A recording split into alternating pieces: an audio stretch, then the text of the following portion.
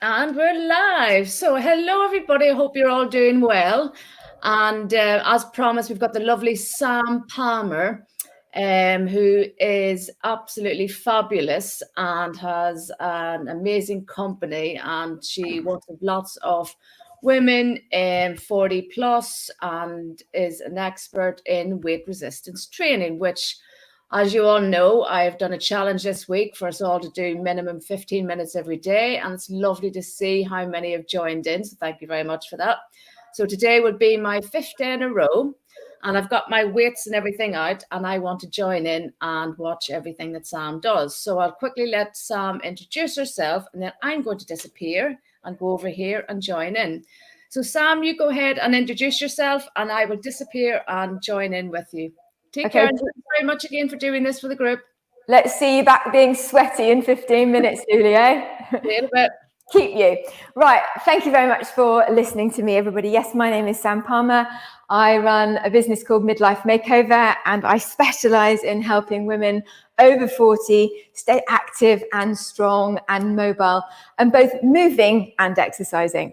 Julie and I have obviously been talking about the fact that strength and resistance exercise is so important, but often people don't know why it's so important. They don't know what they're supposed to do. And she said, would you perhaps just do a little thing about it? So here I am.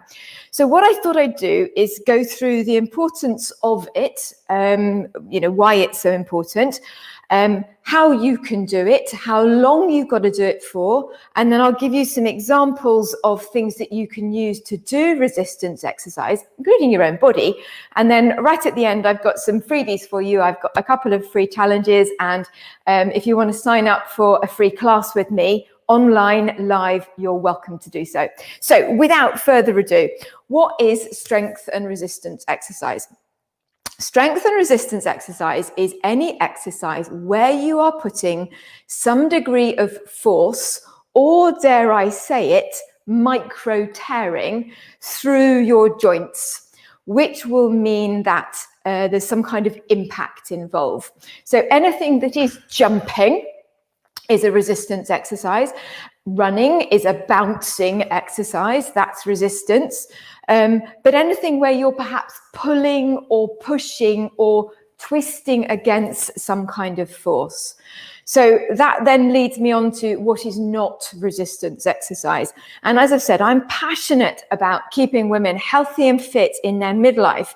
And there are certain types of exercise that it's really important for us to try and do on a regular basis. So things that get your heart rate up, like walking, power walking or swimming, are fantastic as cardio exercise, but there is very little resistance. Now, there's always going to be a situation where you'll say, well, it is a resistance if, and yes, potentially, but your walking, your daily walking, trying to hit those 10,000 steps is a fantastic cardio exercise. It's a great mood enhancer too. You always feel better after doing something like that. But it doesn't work in the same way as this. The same goes for cycling. Fantastic cardio exercise, great for leg strength, but there isn't very much resistance if you are literally just turning your legs over. Now, clearly, if you're pushing against a resistance, like you're cycling up hills all the time, then it switches over into more of a resistance exercise.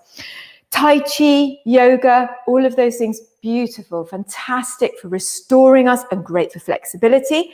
But again, not very much strength and resistance. So let's get on to why is it so important? Well, first of all, the reason that most people come to me for their exercise is because they say that they're feeling rubbish, they're hitting that sort of perimenopausal stage, they've noticed that their stomach is starting to hang over their trousers, despite the fact that they don't feel that they've done anything differently, and they want to lose weight. So when we do strength and resistance exercises, you develop more muscle, not bulky muscle. Men's muscle develops in a different way from women. Unless you work in a very intense way, we're not going to get bulk, we're going to get long muscle. So you develop more muscle. Now, if you have more muscle, your ability to burn calories goes up.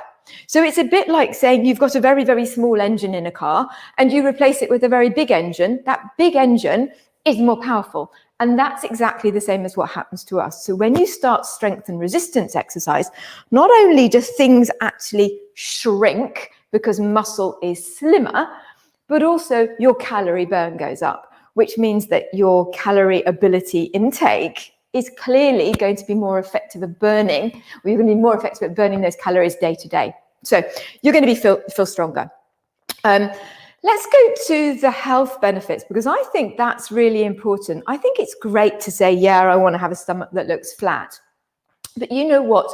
Once we hit our sort of 40s and over, what we do, how we eat, how we move, how we exercise is about long-term health. Julie's company, Secret Whispers, gives you the tools to have great pelvic health. And we want great pelvic health for the rest of our lives, not just right now. And so this is exactly the same thing. It's setting you up to be stronger and more flexible and have greater movement as you get older. So the first thing that I think is really important is that your risk of bone disease, osteoporosis, goes down if you do this strength exercise. Now, osteoporosis is often called a silent illness because often there's no hint that there's anything wrong with your bones. You don't think, oh, I wonder if my bones are okay, until you fall over and something gets broken much more quickly than you would have expected it to. Sometimes there's a family history, so you might have an indication that that's what's going to happen to you. But doing this strength and resistance exercise means that your bones actually get stronger. So if you imagine bones looking like a honeycomb with nothing in them, and then a honeycomb that's more fixed, that's what we want. We want our bone density to be stronger. Okay, the other thing that's vitally important for us all to think about now is that your heart disease risk goes down the more exercise you do. And so this contributes to working our heart and reducing the risk of heart disease or metabolic issues, diabetes, insulin problems in general, obesity as we get older. So whilst it's a bit boring to think about it, actually you're putting all the right rocks in place if you start this in your life right now. Julie, I hope you're still squatting and pushing and twisting while I'm talking to you about this. So it's really, really important. We're losing fat, we're gaining strength, we're keeping our body flexible and able to do what it needs to be able to do. Okay, how often? I always recommend that people do short, about 30 minutes, strength and resistance sessions about twice a week. However, I recommend that people walk 10,000 steps every day wherever possible. And I also recommend that they do some cardio work once or maybe twice a week, and some restorative stuff as well. So you're trying to keep a balance throughout your already incredibly busy week of all sorts of things. So these sessions, the really nice thing about being 40 and over is that these workouts actually can be hugely beneficial if they're short. So instead of doing what we used to call steady state exercise, where you'd be doing this for hours and hours and hours in an aerobics class, thinking you're doing amazing things for yourself, now it can be bang, bang, bang, do it and you're done, which is a really nice thing because, as I said, we're all really busy. So yeah, 30, maybe 40 minutes, 2 times a week of strength stuff is absolutely enough. Now, how are you going to do it? What are you going to use? Well, your body. Here's my body. My body is about 56 kilos at the moment. I would never come down and pick up 56 kilos without certainly trying to work very hard, first of all. So my body weight is the first thing I've got to do strength and resistance exercise. So even something as simple as a squat, where I'm lifting my own body up and down like this, concentrating very definitely on my breathing, is a really good body weight exercise. Also, the humble press up, which most people think, hate press ups, never, I can't do press ups. The humble press up puts all that weight through your wrists and your hands and is really good for bone density work in the top of your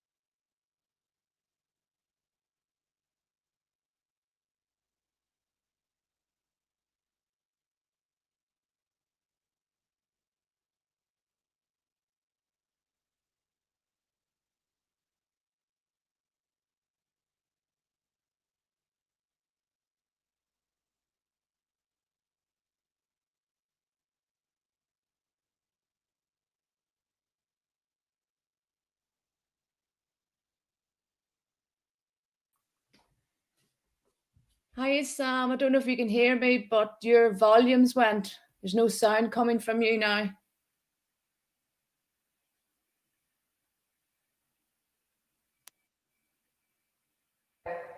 Yeah, that's it. Can you hear me? Yeah, Sam. I don't know if you can hear me, but you're back again now. Come out. How much did we miss, Julie? A couple of minutes. Oh dear. Okie dokie. All right. Well, I'll come back to the bands and maybe I'll go back to the weights. Okay, I'll keep Thank an you eye for on the telling volume. me. Okay, so if you were hanging in there wondering what on earth is she talking about, I'm sorry, but I'm here now with my band. These bands are really easy to buy. You can buy them in lots of supermarkets. I tend to buy them in a big roll and cut them up in my studio, but they're a really good way of adding some resistance exercise, but that's light to carry around or light on postage. So you can have Dynabands and you can pull Dynabands out and in like that. You can have Dynabands to work on triceps. I call them bingo wings, where you do this kind of movement. You can use Dynabands to work your glutes by tying them around your knees and doing these monster walks or leg lifts. There's a variety of things, forces of pain that we can give you using Dynabands. So they're a really good option if you're wanting to follow something at home and you haven't got very much space for bulky equipment. As you can see, I also have a Swiss ball here. If you're somebody who had one of these birthing balls years and years and years ago, and it's been used to hang clothes on, or the kids are bouncing on it, there's an awful lot you can do with one of these as well. One of the things that I quite like helping my ladies to get going.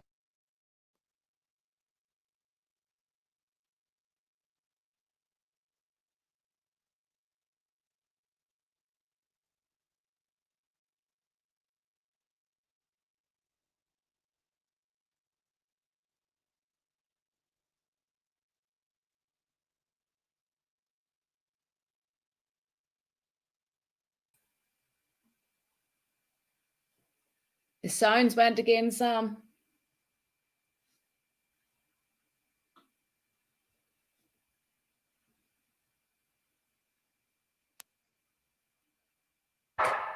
Yeah, you're back again. I think there might be a problem with my connection, actually, but I'm just about to wrap up, Julie. No problem. I'll leave you to it. Okay. So a Swiss ball is a really good option too. So one final thing I wanted to show you, and that is this gym stick, which is also a great option for a resistance exercise that's portable. So this works a little bit like having a Pilates reformer and weights all in one go. I've given you an awful lot to think about.